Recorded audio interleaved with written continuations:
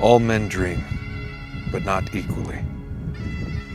Those who dream by night in the dusty recesses of their minds wake in the day to find that it was vanity.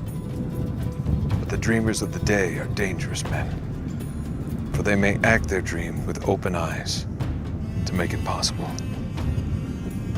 This I did.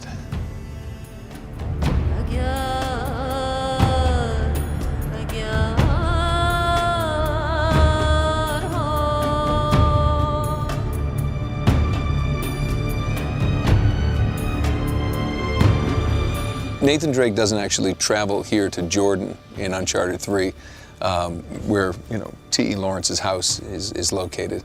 But there is the historical hook that we used is that on Sir Francis Drake's circumnavigation of the world, there is supposedly about 6 months of unaccounted for time, and we're just making up the idea that he actually came here to the southern Arabian Peninsula, where the Crusaders had talked about the lost city of Ubar and the Ram of the Pillars, city of brass.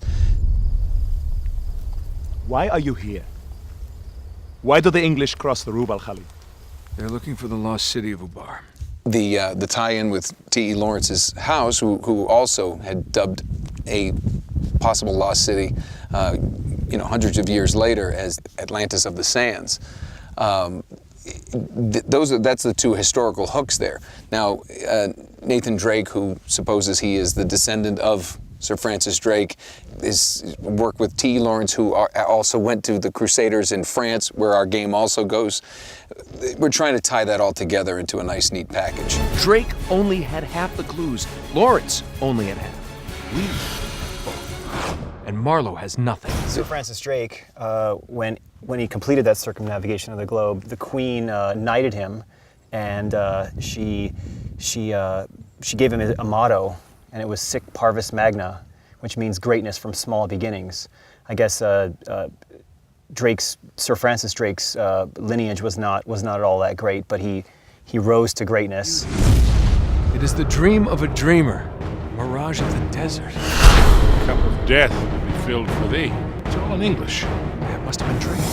Here we go. Same with T.E. Lawrence. T.E. Lawrence's surname was an assumed name. It wasn't his. He wasn't a Lawrence. He had very humble beginnings, and yet became this Lawrence of Arabia. So sort of made a lot out of his small beginnings as well. And really the same thing kind of goes for Nathan Drake. That he sort of aspires to greatness and wants to unravel these mysteries of the world. You're gonna keep going, aren't you? For what? Treasure? Hang on, I got you! All three of these men at 3 points in history all had this sort of common theme, this common background, and it's a nice intersection to have them all kind of converge in this place. Admit it. You love all this as much as I do.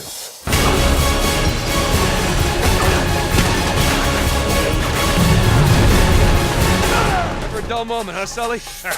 Why change now? T. Lawrence was obsessed with the Crusades and the Knights as a young lad, and he traveled all around France and Syria, checking out Crusader castles, and that's really what got his interest into the Middle East. He was here in Arabia during World War I, and when he finally went back to England, he said that if he ever had a chance to go back to Arabia, he would look for this place called the Atlantis of the Sands. He actually coined that term. It was known as Iram and Ubar and the city of brass, and he was convinced that it was in the Arabian Peninsula, actually near Yemen. But so this was a big touchstone for us with Uncharted 3. I mean, we used a lot of reference from this area to model the backgrounds and a lot of the other scenery that takes place in the game, and it looks like it does in the game. It's one of the things that we like to do with these games is ground them in some real reality, and we refer to it as it passes the Google test, basically. If you wanted to search for T.E. Lawrence and you wanted to search for the lost city of brass, that's all there. That's fact. And then we use that as our jumping off point to create sort of the fiction of the game.